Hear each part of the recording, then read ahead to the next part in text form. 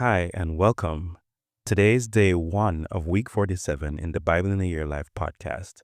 This week, we're reading from the Complete Jewish Bible. Remember, you can join us live every Sunday at 6:30 p.m. Eastern Standard Time. Those details are in the description. Let's get into today's reading.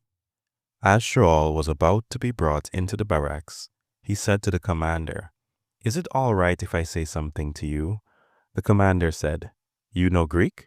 Say, aren't you that Egyptian who tried to start a revolution a while back and led 4,000 armed terrorists out into the desert?" Shaul said, "I am a Jew from Tarsus in Cilicia, a citizen of an important city, and I ask your permission to let me speak to the people." Having received permission, Shaul stood on the steps and motioned with his hand to the people. When they finally became still, he addressed them in Hebrew.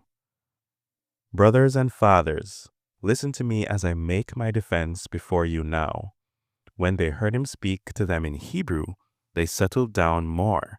So he continued, "I am a Jew born in Tarsus of Cilicia, but brought up in this city and trained at the feet of Gamaliel in every detail of the Torah of our forefathers.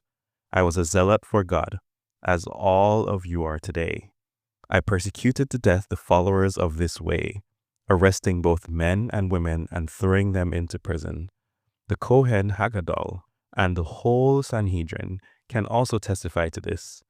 Indeed, after receiving letters from them to their colleagues in Damascus, I was on my way there in order to arrest the ones in that city too and bring them back to Jerusalem for punishment. As I was traveling and approaching Damascus, around noon, suddenly a brilliant light from heaven flashed all around me. I fell to the ground and heard a voice saying to me, "Shaul, Shaul, why do you keep persecuting me?" I answered, "Sir, who are you?" "I am Yeshua from Nazareth." He said to me, "And you are persecuting me." Those who were with me did see the light, but they didn't hear the voice of the one who was speaking to me. I said, "What should I do, Lord?" And the Lord said to me, "Get up and go into Damascus, and there you will be told about everything that has been laid out for you to do." I had been blinded by the brightness of the light, so my companions led me by the hand into Damascus.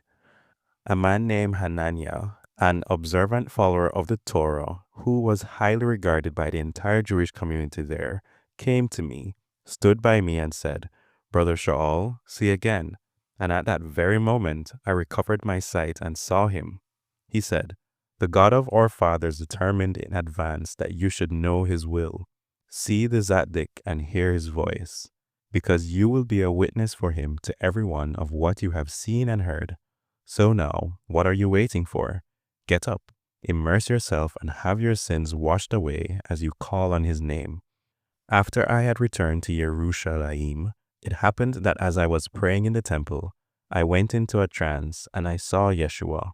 "Hurry," he said to me, "get out of Jerusalem immediately, because they will not accept what you have to say about me." I said, "Lord, they know themselves that in every synagogue I used to imprison and flog those who trusted in you. Also that when the blood of your witness Stephen was being shed, I was standing there too, in full agreement. I was even looking after the clothes of the ones who were killing him." But he said, "Get going, for I am going to send you far away, to the Goyim." They had been listening to him up to this point, but now they shouted at the top of their lungs, "Rid the earth of such a man. He's not fit to live." They were screaming, waving their clothes, and throwing dust in the air. So the commander ordered him brought into the barracks and directed that he be interrogated and whipped, in order to find out why they were yelling at him like this. But as they were stretching him out with the thongs to be flogged, Shaul said to the captain standing by, "Is it legal for you to whip a man who is a Roman citizen and hasn't even had a trial?" When the captain heard that, he went and reported it to the commander. "Do you realize what you are doing? This man is a Roman citizen." The commander came and said to Shaul, "Tell me, are you a Roman citizen?" "Yes," he said. The commander replied, "I bought this citizenship for a sizable sum of money, but I was born to it," Shaul said. At once the men who had been about to interrogate him drew back from him, and the commander was afraid too, because he realized that he had put this man who was a Roman citizen in chains. However, the next day, since he wanted to know the specific charge that the Judeans were bringing against him, he released him and ordered the head Kohanim and the whole Sanhedrin to meet. Then he brought Shaul down and put him in front of them. Shaul looked straight at them and said, "Brothers, I have been discharging my obligations to God with a perfectly clear conscience, right up until today. But the Kohen Haggadol, Hananiah, ordered those standing near him to strike him on the mouth. Then Shaul said to him, God will strike you, you whitewashed wall. Will you sit there judging me according to the Torah, yet in violation of the Torah order me to be struck?" The men nearby said, "This is the Kohen Haggadol of God that you are insulting." Shaul said, "I didn't know, brothers, that he was the Kohen Haggadol. For it says in the Torah, you are not to speak disparagingly of a ruler of your people." But knowing that one part of the Sanhedrin consisted of Zedukim and the other part Perushim, Shaul shouted, "Brothers, I myself am Perush, and the son of Perushim, and it is concerning the hope of the resurrection of the dead that I am being tried." When he said this, an argument arose between the Perushim and the Zedukim, and the crowd was divided. For the Zedukim denied the resurrection and the existence of angels and spirits, whereas the Perushim acknowledged both. So there was a great uproar with some of the Torah teachers, who were on the side of the Perushim, standing up and joining in. "We don't find anything wrong with this man, and if a spirit or an angel spoke to him, what of it?" The dispute became so violent that the commander, fearing that Shaul would be torn apart by them, ordered the soldiers to go down, take him by force, and bring him back into the barracks. The following night the Lord stood by him and said, "Take courage, for just as you have borne a faithful witness to me in Jerusalem, so now you must bear witness in Rome." The next day, some of the Judeans formed a conspiracy. They took an oath saying they would neither eat nor drink until they had killed Shaul. More than 40 were involved in this plot.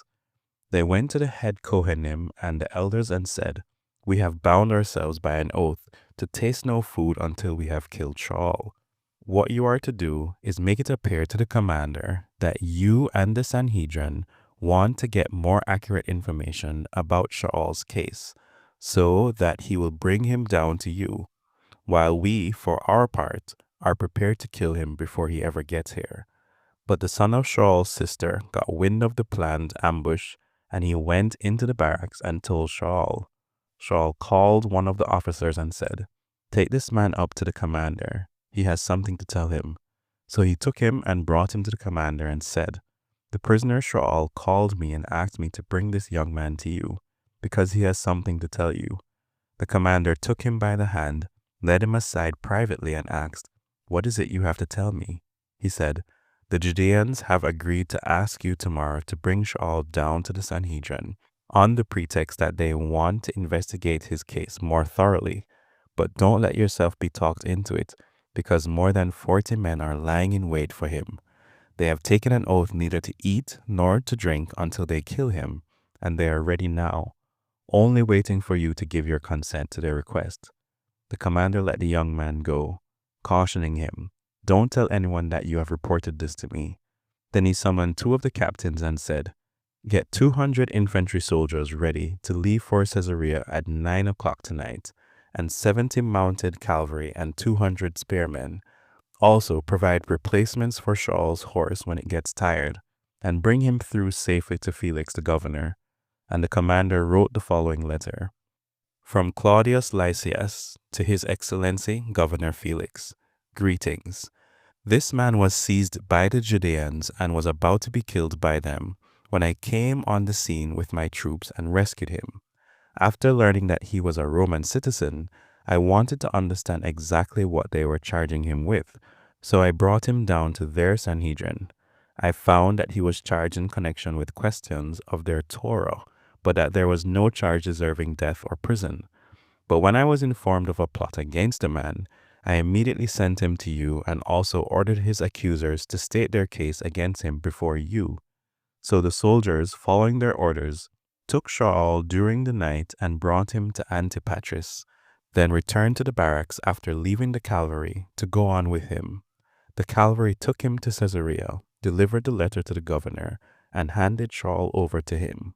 The governor read the letter and asked what province he was from. On learning he was from Cilicia, he said, "I will give you a full hearing after your accusers have also arrived," and ordered him to be kept under guard in Herod's headquarters.